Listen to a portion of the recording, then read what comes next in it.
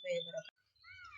Pada kesempatan kali ini saya akan menjelaskan tentang penyelenggaraan laboratorium di Pusat Kesehatan Masyarakat atau yang kita sebut dengan Puskesmas atau PKM.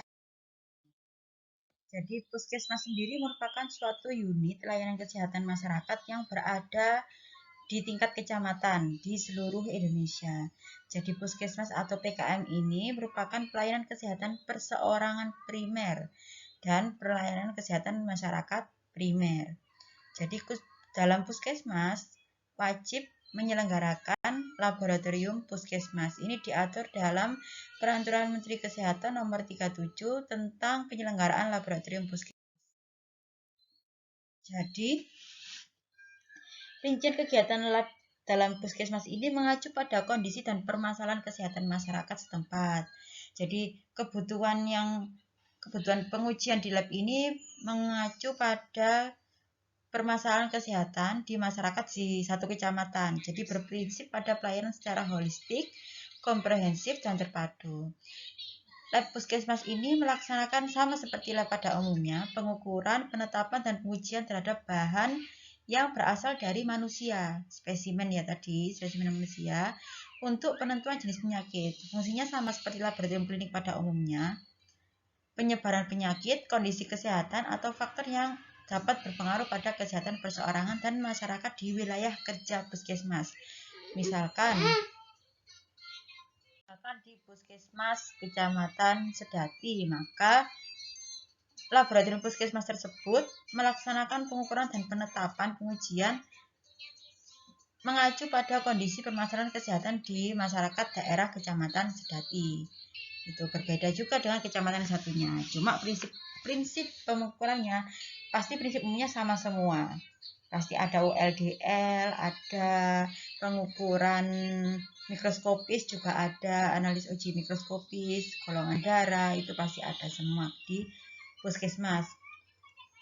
Dan yang membedakan di sini, kalau di lab klinik yang biasa itu tidak digunakan untuk penentuan penyebaran penyakit, tapi kalau Puskesmas ini, laboratorium Puskesmas ini digunakan untuk mengukur penyebaran penyakit di daerah Kecamatan Sedati. Dipresentasekan penyakitnya sekitar penyakit mana, asam urat, gula darah, lebih banyak yang mana. Di situ untuk mengukur tingkat kesehatan masyarakat di tingkat kecamatan. Nah, kualifikasi SDM sarana dan prasarana bisa dilihat di Peraturan Menteri Kesehatan Nomor 37 Tahun 2013. Nah, Puskesmas sendiri ada tiga jenis.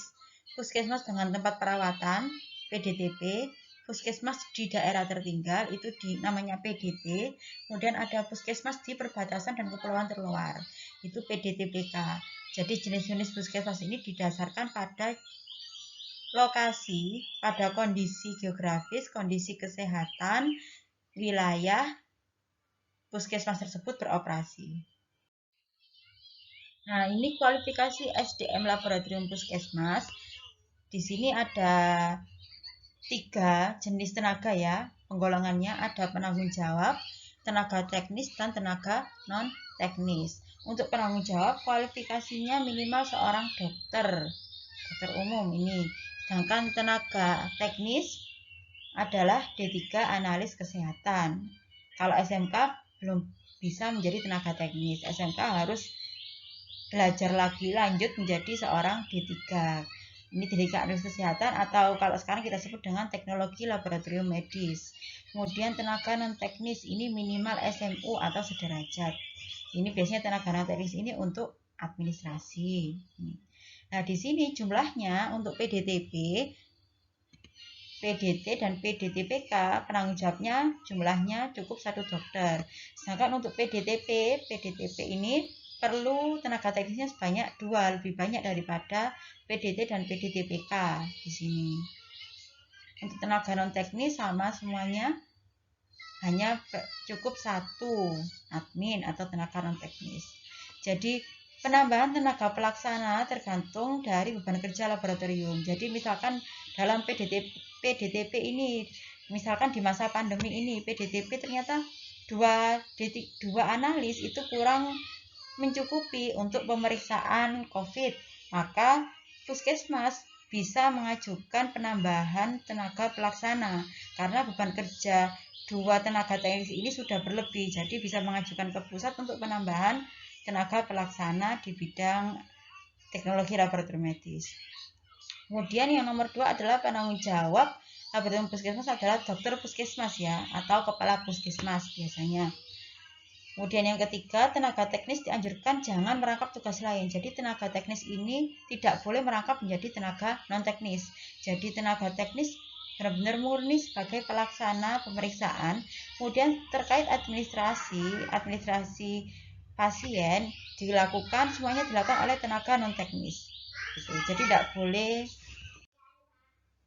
merangkap jabatan gitu. Setiap tugas laboratorium harus mempunyai uraian tugas yang tertulis diketahui oleh kepala puskesmas. Di sini biasanya kepala puskesmas tadi adalah seorang dokter, bisa dokter spesialis atau yang sudah S2, bahkan ada yang sudah S3 juga. Nah, ini job desk-nya SDM di laboratorium puskesmas. Jadi, untuk penanggung jawab dia memiliki job desk, tanggung jawabnya adalah menyusun rencana kerja dan kebijakan teknis laboratorium.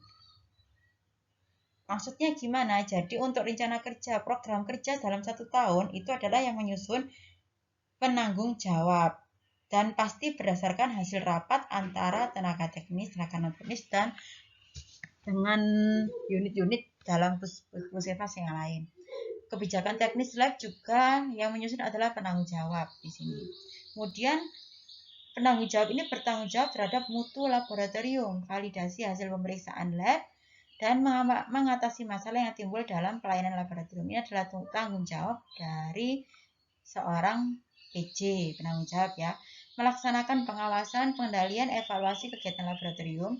Ini biasanya kita bisa diamati, kita lakukan misalkan seperti audit setiap bulan atau pengendalian. Ini pengendalian lebih ke arah pengendalian hasil lab gimana, pengendalian pengukurannya gimana, kemudian merencanakan dan mengawasi kegiatan pemantapan mutu.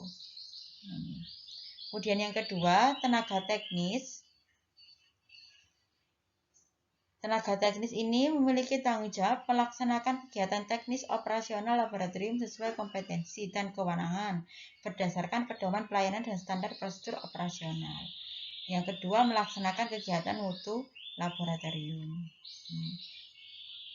Jadi tenaga teknis ini adalah pelaksana dari kebijakan teknis laboratorium yang telah disusun oleh penanggung jawab ini. Jadi pencatatan dan pelaporan hasil ya, bukan secara administrasi umumnya. Jadi melaksanakan kegiatan pencatatan dan pelaporan hasil pemeriksaan, kegiatan kesehatan dan K3 laboratorium, melakukan konsultasi dengan penanggung jawab lab atau tenaga kesehatan lain, menyiapkan bahan rujukan spesimen. Misalkan hasil kalau puskesmas ini kan tidak punya PCR. Nah, ini yang nomor 6 ini dimaksud dengan menyiapkan bahan rujukan. Ini berarti puskesmas bisa melakukan swab ke pasien, namun setelah itu harus seorang tenaga teknis yang menyiapkan proses pengemasan hasil swab tadi, bagaimana hasil swab tersebut, sampelnya tadi, spesimen tadi, sampai di lab rujukan itu dengan aman. Itu adalah tugas dari seorang tenaga teknis atau TLM. Kemudian nomor 3 adalah tenaga non teknis, membantu tenaga teknis dalam menyiapkan alat dan bahan, membantu tenaga teknis dalam menyiapkan pasien, membantu administrasi. Nah, ini persyaratan sarana lab puskesmas. Ukuran untuk laboratorium puskesmas ya, ini ukuran ruangnya minimal 3 kali 4 meter kuadrat. Jadi kebutuhan luas ruang ini disesuaikan dengan jenis pemeriksaan yang disediakan oleh puskesmas. Misalkan kalau lab yang ada di puskesmas itu ternyata labnya lengkap dan jenis pemeriksaannya sangat variatif, maka bisa lebih dari 3 kali 4. Jadi ini ukuran minimal. Di atasnya itu lebih bagus lagi. Nanti disesuaikan dengan kebutuhan jenis pemeriksaannya.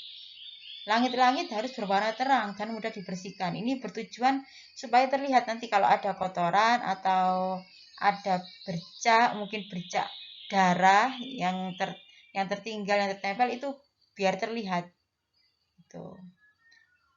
Dinding berwarna terang, harus keras dan tidak berpori, kedap air dan mudah dibersihkan serta tahan terhadap bahan kimia. Jadi contohnya biasanya dindingnya harus keramik, ini bisa dibersihkan karena kalau pakai keramik warna terang kan bisa dibersihkan, kemudian tidak berpori, sehingga kalau ada spesimen yang misalkan ada yang tumpah ke dinding itu tidak terserap oleh dinding, bisa dibersihkan. Tujuannya tidak berpori itu karena ada seperti itu. Kemudian lantai harus terbuat dari bahan yang tidak licin. Lantai harus terbuat dari bahan yang tidak licin, tidak berpori juga, warnanya harus terang. Jadi bahan yang tidak licin ini untuk menghindari insiden selama pelaksanaan prosedur analisa.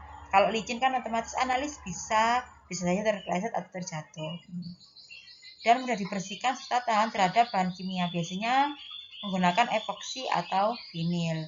Dan pintu disarankan memiliki lebar bukaan minimal 100 cm yang terdiri dari 2 daun pintu. Jadi tidak boleh cuma 1 daun, harus ada 2 daun pintu dengan ukuran 80 cm dan 20 cm. Disarankan sediakan akses langsung bagi pasien untuk memberikan sampel dahak. Jadi ada lubang celahnya. Pada area bak cuci disarankan untuk menggunakan pembatas transparan, pembatas polikarbonat misalkan, untuk menghindari paparan atau tampias air cucian ke area sekitarnya. Kamar kecil atau WC pasien lab dapat bergabung dengan WC pasien puskesmas, bisa dibuat sama. Ini denah lab puskesmas untuk yang ukuran 3x4. Di sini ada, nah ini pintu masuk. Tadi pintu masuk lebarnya 100 cm dengan 2 daun pintu. Yang satu daun pintu yang kecil 20 cm, yang satunya 80 cm. Kemudian di sini ada loket. Nah, loket pendaftarannya di depan. Penerimaan sampel di sini. Penerimaan sampel urin. Kemudian ini biasanya selasar. Ini nanti masuk ke sini, area pengambilan sampel di sini. Jadi ini tempat tidur pasien misalkan, atau yang ini cukup maaf ini meja, yang ini adalah kursi, ini adalah analisnya. Di sini untuk pengambilan sampelnya bisa, biasanya kan diambil darahnya ya. Kalau ngambil sampel urin berarti harus kamar mandi dulu. Ini ada lemari pendingin. Lemari pendingin ini tempat regen, biasanya digunakan untuk tempat regen. Ada lemari alat. Kemudian ini pengeringan alat. Ini ada bak cuci. Tadi bak cuci syaratnya harus dikasih apa? Dikasih pembatas yang transparan sehingga menghindari tampias air ke samping-samping. Ini alat sentrifuge. Di sini meja pemeriksaan. Ini bisa isinya mikroskop, isinya mikrohematokrit, isi fotometer. Nah, ini ada jendela, harus ada jendela di sini. Nah, ini ada pemisah transparan tadi dari polikarbonat. Ini contoh denah lab 3x4. Ini untuk lab puskesmas. Nah, yang ini untuk yang 4x4, lebih luas lagi. Ini contoh, ini adalah loket penerimaan sampel dahak. Di sini loketnya masuk ke dalam ya. Nah, mejanya pintunya lebih lebar. Kalau yang tadi 100 cm, ini 120. Kemudian ini area pengambilan sampel darah. Di sini ini lemari pendingin, pasti harus ada lemari pendingin untuk menyimpan regen. Ini lemari alat, ini bak cuci, kemudian ada penyekat transparan polikarbonat di sini. Kemudian ini alat pengeringan alat ya, di sini ya, alatnya. Ini meja pemeriksaan. Ini nanti bisa diisi dengan berbagai alat instrumen yang ada. Kalau ada pakai BGA ya BGA, ada fotometer ya fotometer. Intinya letak instrumen ini harus jauh dari, tidak sampai terkena tampias air tadi. Ini meja alat sentrifuge di pojok. Kemudian di sini ada jendela dekatnya bak cuci air ini. Bak cuci ini. Di sini harus menggunakan exhauster fan. Bisa menggunakan exhauster fan untuk keluar masuk udara. Nah, persyaratan prasarana lab puskesmas ini pencahayaannya harus cukup. Ruangan harus mempunyai sirkulasi udara yang baik sehingga pertukaran udara dalam ruangan dapat mengalir ke ruangan. Biasanya digunakan exhauster. Dipasang pada ketinggian kurang lebih 120 cm dari permukaan lantai. Suhu ruangan laboratorium harus dipertahankan antara 22 sampai dengan 26 derajat Celcius. Taunya dari mana, Bu? Nanti di ruangan itu kita pasang termometer ruang biasanya untuk mengetahui suhu ruangan pada saat itu. Jadi kalau di atas 26 itu tidak boleh. Makanya biasanya kan dalam lab puskesmas itu juga ada yang menggunakan AC. Kalau yang cukup canggih ya. Pengambilan dahak dilakukan di ruang terbuka yang telah disiapkan. Harus tersedia fasilitas air bersih yang mengalir. Jadi harus ada tempat sampah khusus. Yang infeksius dibedakan dengan non-infeksius. Limbah padat juga harus dibedakan. Limbah cair berarti dibuang di mana? Dibuang disediakan sendiri kalau tidak ada saluran ke IPAL. Nah, ini alur pemeriksaan pasien di puskesmas.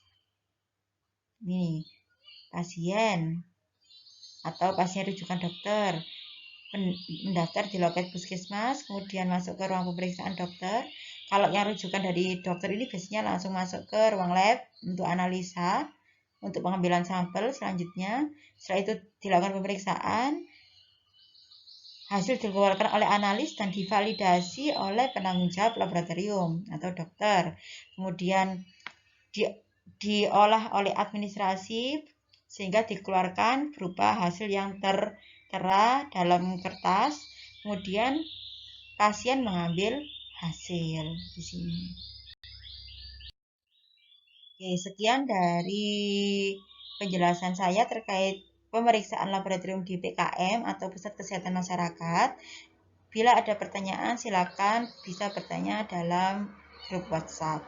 Terima kasih. Assalamualaikum warahmatullahi wabarakatuh.